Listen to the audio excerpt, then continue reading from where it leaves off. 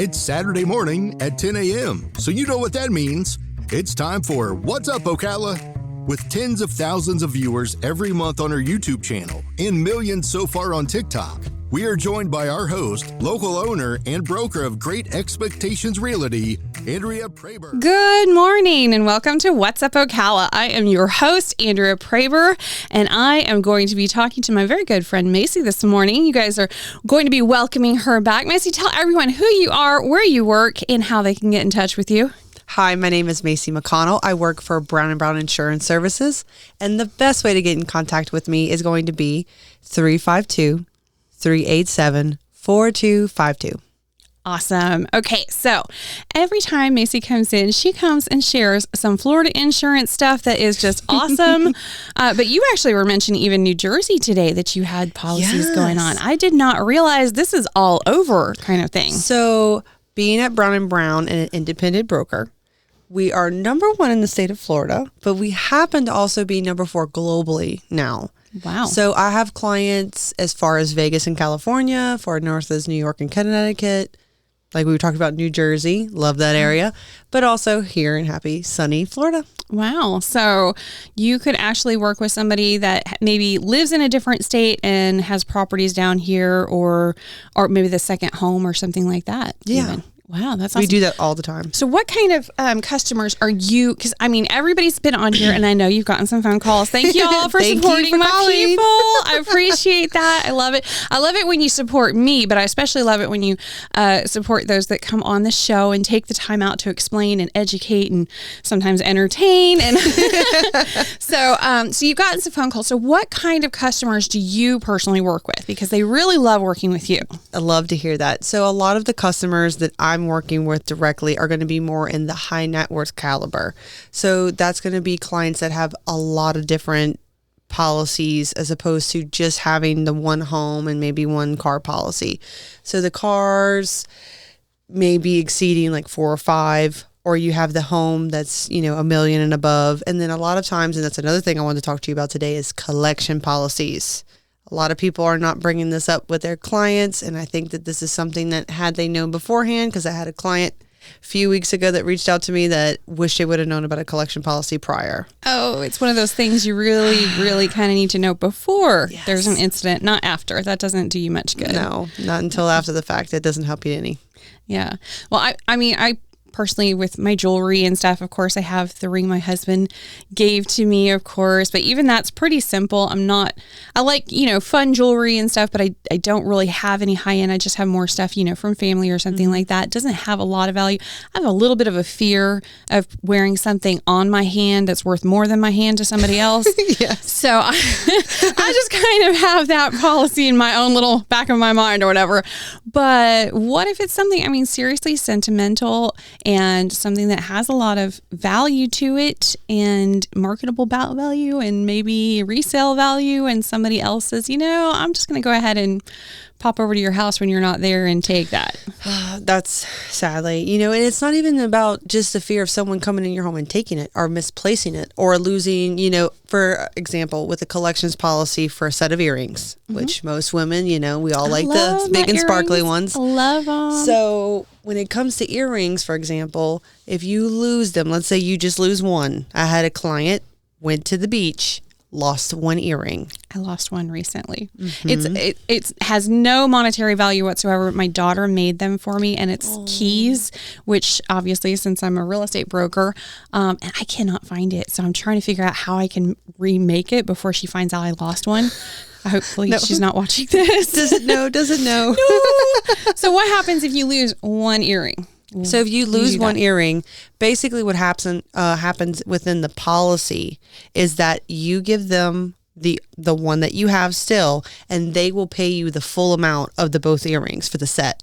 Oh, wow. So that way, yes, you lost one earring, but at that point, you're still getting compensated for the loss, because at that point, it's a total loss. Right. You can't, unless you're Van Gogh, No. You got to have both earrings. Both earrings. I don't know what it would look like if I tried wearing different earrings. Yeah. So there's a lot of things like me and you had talked about homeowners policy, and they have sublimits or, limitations within a normal homeowners policy. So it does not matter if you have the heart of the Titanic or a bubblegum ring. If you lose something in your home, ranging, depending on the carrier, $250 to $500. So if you have someone who has their engagement ring, or, maybe it's a family heirloom. Like I have one for my grandma. She has like rubies and sapphires and things in it. Is it like really that expensive? No. But it's very expensive to me because my grandma had it made and I want it insured. So when it comes to those scenarios, basically mitigating you having that loss and then having to eat the costs of losing something or something getting damaged or stolen. So another part of that, which I think people, kind of overlook, but especially with the homeowner market, because I think we're all feeling the premium increases across the board. Oh, yes. Everyone feels it, even my New Jersey clients to my Florida clients. Really? Even New Jersey? They don't have it as bad, but I'm like, it's still a conversation everywhere. It's because auto, that's where the... Oh, right. That's for next episode. Okay. But when you have all of your valuables, whether it's jewelry, furs, I have a lot of clients with rugs. They have their rugs insured. Yeah, and then they'll have sports memorabilia, sports equipment. Then you have your silver, your china, stamps. Wow. It all kind of depends on what the collection is. Fine art pieces. So when you have that all scheduled into another policy, you're not relying on your homeowner sublimits or limitations to pay if it was damaged, if it was broken, if it was lost or stolen. So at that point, you are mitigating a claim on your homeowner's policy, because a lot of people, they'll just go ahead and make the claim. They don't get a payout, but maybe $500, maybe even $1,000 if you're with a good carrier. And then now you're stuck with a claim on your homeowners in this tumultuous homeowners market. That would be so awful. It mitigates hindering the integrity of your policy on that part, because it's completely separate altogether. Yeah. I mean, even my rather basic ring. This is what I ask for, you guys. Don't fault my husband. I like having the little channel set, with the sapphires and the diamonds. It's still going to be more than $500, especially to replace it. Way more.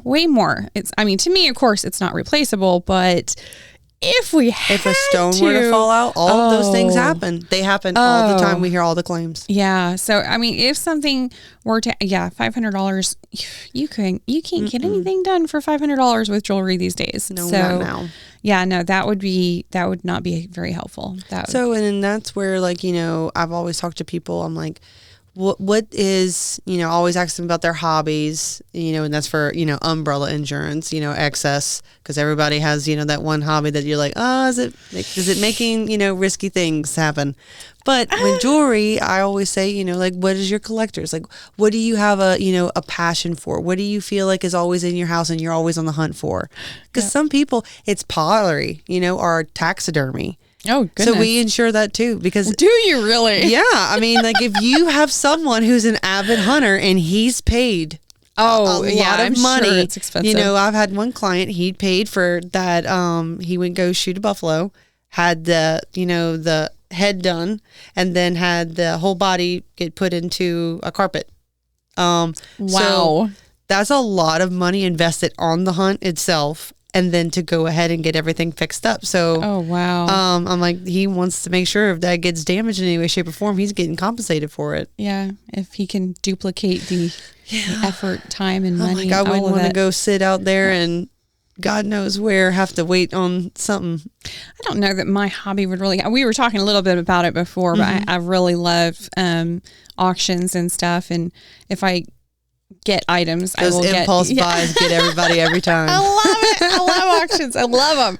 So, and I get what I need from it or whatever. And then I disperse the rest of charity from the items, which is fun. It's a lot of fun being able to do that. So, but I don't know that there would be anything of high value with that kind of stuff. I don't know, hey, maybe one of these days, but. Well, and that's another thing too. A lot of these policies, let's just say someone, regardless if you're really have an affinity for art, jewelry, any type of valuables, and you have a policy. And let's just say that you and your significant other, or you're happy shopper by yourself, go to the auction on the weekend, and you just decide that I want another piece of whatever that you already have scheduled. there's a 90-day window of coverage to incur to add it. Wow. That way, if you're going ahead and buying something, I've had that happen, it's usually, as of lately, it's been my my auto people. They always want to add more to the car collection. Oh, I'm sure. Probably even to the car itself if they're Jeep people. Jeep people are strong around Ocala. Trucks and Jeeps it's huge. They go mudding out in the forest and stuff all the time. And like every time someone has like a pretty weather day, they're like, hey, I went go buy an ATV this weekend. Oh no. I'm ready for the fun things. What is that thing that everybody was driving around for a while it's not really a car, but it's not an ATV either? It's, the spiders? I think it's the spiders. Oh no, the slingshots. Slingshots. That's what it the is. one. Oh, those were super, super popular. Last year especially, I heard everybody was talking and trying to get one. It's like having a motorcycle, with not as many dangers. It has got more wheels. Well, that helps slightly. I don't know. Everybody has their own thing. So you insure all of this stuff, like basically everything, and then some hobbies, from items to collections to just everything. Taxidermy, I would have never thought of. And I have a client currently right now. Her and her husband have, they love to travel.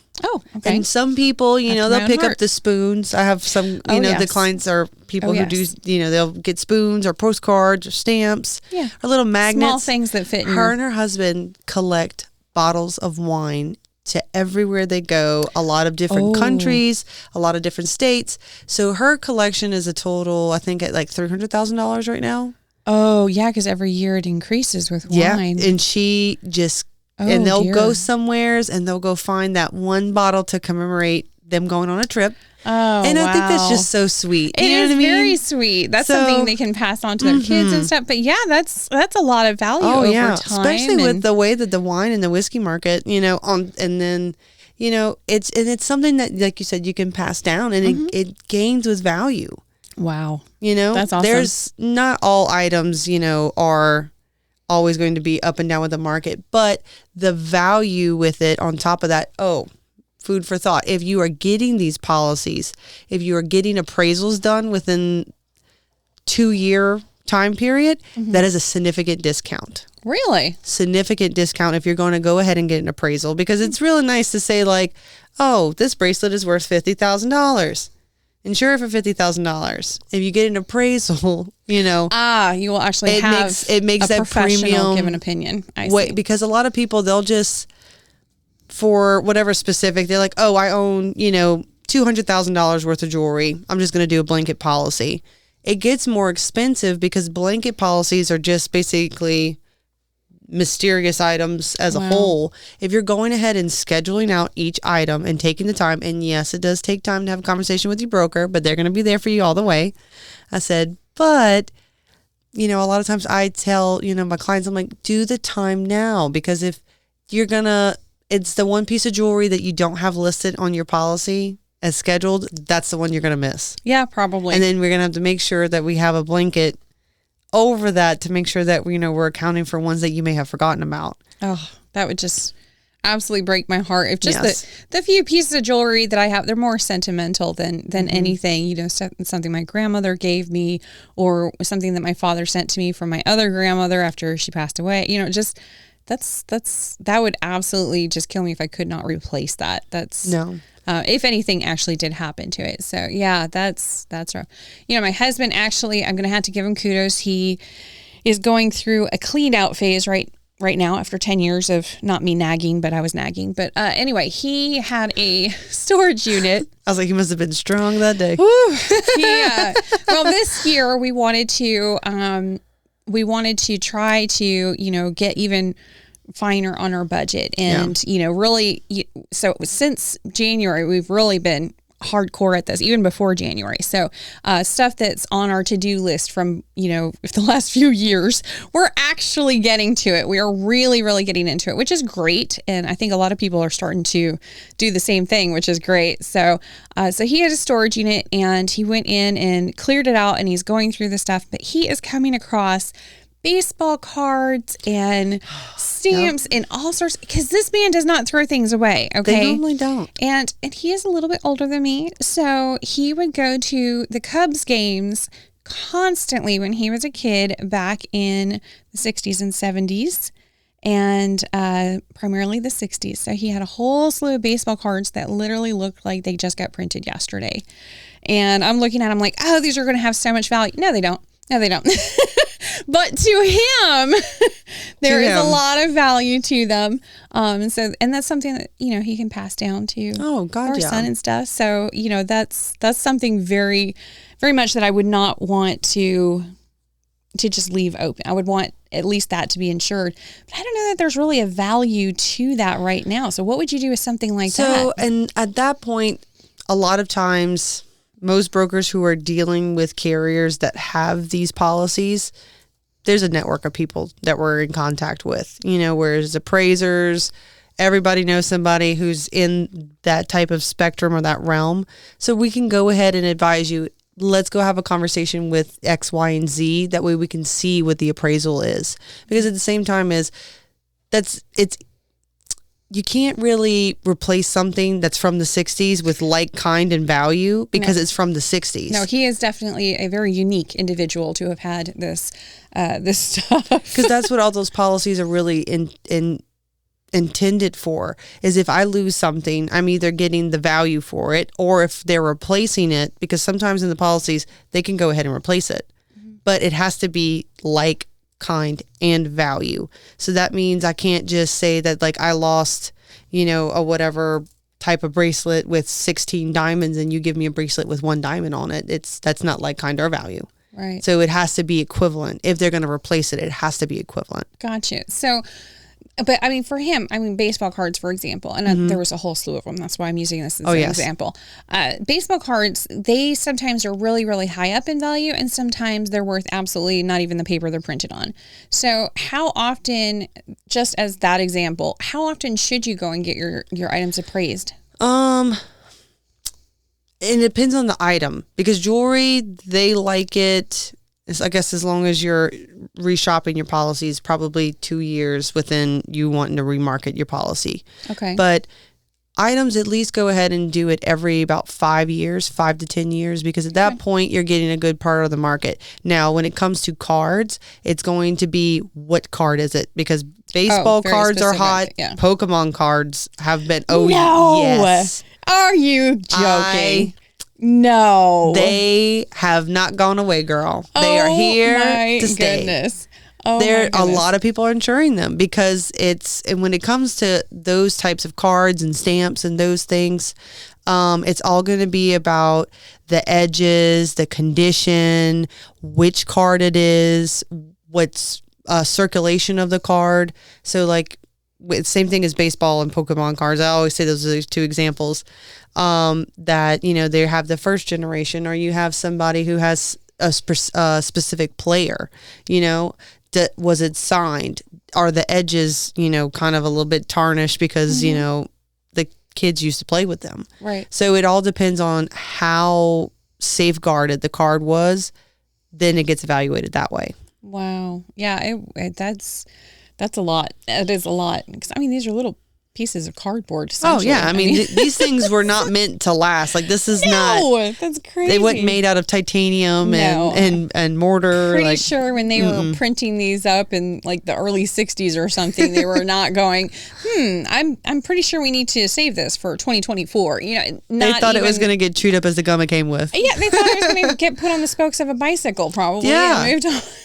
That's what happened to a lot of them. Yeah, it did. According to my husband, I was like, I hope you did not do that with any rookie cards. That's all I can say. I know, and there's a whole collection, but as long as like you're getting your appraisals done, I think working with your broker and having those conversations, and just kind of, if that's not a question that someone's asking you, then go ahead and bring up it in conversation. I have XYZ as a collection. I have a few items, and it doesn't matter if it's one significant item you want to talk about or, 10 to 20. As long as you're having that conversation and looking into, this is something I would like to safeguard. What would you advise me on that? And I think a lot of times that can pivot the conversation, because if someone doesn't know how to advise you, then maybe that's not, Yeah. Not all agents are made the same, but at the same time that kind of gives you a pinpoint of, I need advisement on this, and go find someone who's going to advise, where the appraisers are, what kind of policies would benefit, because there's certain carriers I feel like that play better with certain collectible items than others. So it just kind of depends, especially in the market. This is not tumultuous. The homeowner market is tumultuous, but a lot of times with my high net worth clients, they are able to do the bundles because they're working with a carrier that's Pure or Chubb, Berkeley One, Vault. Those are blue chip carriers, and they're doing their auto, they're doing all their collection policies, they're doing, their umbrella or excess policies, and anything else that they need. Because a lot of times people have multiple homes. I have one client, they have a house here in Florida. They have 2 houses here in Florida, and they have a house in New York, and they have a house in Vegas. It's all with one carrier, and it's all bundled together. That's awesome. So it just, when you get into that tier, when you have that type of client, it gets really condensed, but it's one complicated program. But, you're just talking to one person and you're talking to one carrier, which I always tell clients the benefit of being with one carrier over having several policies is that it does not matter where the claim is coming from or why the claim is coming, because there's one person who's paying. Right. So at that point, you kind of mitigate having, some carriers have the he said, she said situation of like, oh, that's your responsibility. That's your responsibility. If you're with one carrier for everything and it's all grouped together, that carrier's paying that claim regardless. Gotcha. And then another thing with blue chip carriers, they have an amazing claims process that they will pay all of their claims 48 hours or less. Wow, that's really unheard of. That's crazy. Crazy. It's different. It's a whole different ball game. I think we had talked about, a lot of people, they want to just shuffle, information in. They want a quick quote. They just want to bind and they want to move on. They want to get the cheapest price. These policies are not 15 minutes or less. I remember. Yeah. I said 30, Yeah, we'll say that. A lot of times with these policies, we have prior inspections. They go out to the home. We have a high value team that does the inspections because they know that a lot of clients, they have very specific materials used in their home. If the client got, marble imported from Italy, that needs to be notated. It's not just, I just had that conversation with some of my agents on our last sales meeting because we've had people call into our office and say, hey, I need to know what my house is worth. And they want to know over the phone without us taking a look at the house. And it's sight unseen. Sight unseen, what's it worth? Here's Do you have the a crystal ball too? Yes. And I was just like, okay. Well, you can get that on Zillow pretty easily. I have a love-hate relationship with Zillow because it is very user-friendly and it's great to start the conversation. But as you actually have a need for detailed information, that's where it's lost. It's because again, it's an algorithm. It's a computer. So they're trying to use the agents here as computers. And I'm like, you guys, stop doing that. Because sometimes they'll just give it me like, here you go. Here's what, based on the square footage, here's the amount. And I was like, you really can't do that. You have to go and see the house. Because again, if they've put in like marble countertops or if they even fence their yard, now that's eliminating the comps for all of the new construction maybe in the area because new construction doesn't have fencing ever. So, if there's a swimming pool, all of these things that have been added or, done to it. Does it have a new roof? All of these things matter when you look at the market price for a home. So you can't just, here it is. Nope. It's like everybody thinks that there's this magic system that has the perfect number. Yeah. And then it's like, oh, well, you're just trying to, get something. It's like, why would I get anything out of No, there's nothing to get out. Because a lot of times, like, it's kind of crazy. And it's all how the home is evaluated. Like some people have, like a formal living room, and then they'll have, a secondary living room that's a little bit more casual, for the family to actually sit in, the one that's pretty in the front. Oh, yeah. Yeah. And then, they have the special, furniture that you can also put on a collections policy. Yeah. But I have one client here in Ocala, they have a lot of special sconces that got imported. Oh. And I mean, beautiful as the day is long. But I mean, that's all evaluated into the cost of the home because kind and value, you're not going to go to Home Depot and find those sconces just on on display. Lighting is everything, honestly, because I know one house that is, it had a buyer for it, and the homeowner had done the pictures and everything, and then they had removed a chandelier. And the buyer said, I fell in love with the chandelier first and then fell in love with the house. I no longer want the house if it doesn't have that chandelier. It happens. It happens. It does. And it's like, to the seller, they didn't realize that was a big deal, but it really was. It really was. There's Do not make specific changes. things in the house that, a lot of people are like, I love that for that reason. Yeah. It absolutely is. So, and again, there's no way that you could find something like that just by an address. You have absolutely no idea. So it is very important to get all the information, get the details with that, especially if you're giving an opinion of value. Oh yeah, because a lot of times with the market, and a lot of times, and it depends on the area. It depends on how tumultuous it gets, because it definitely depends on the area. Yeah. Here in Ocala, a lot of the homes, they're older. Yes. So it is a lot of how much renovation has been done. Awesome. All right. So that is it for us for today, I believe.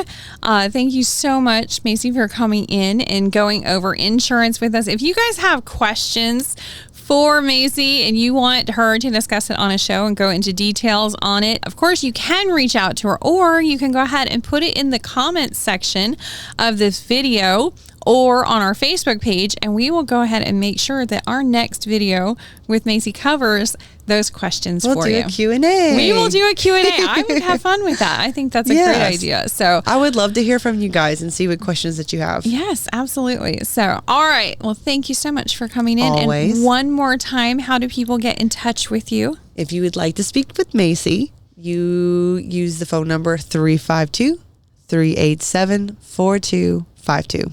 Awesome. Thanks so much again. Thanks, guys.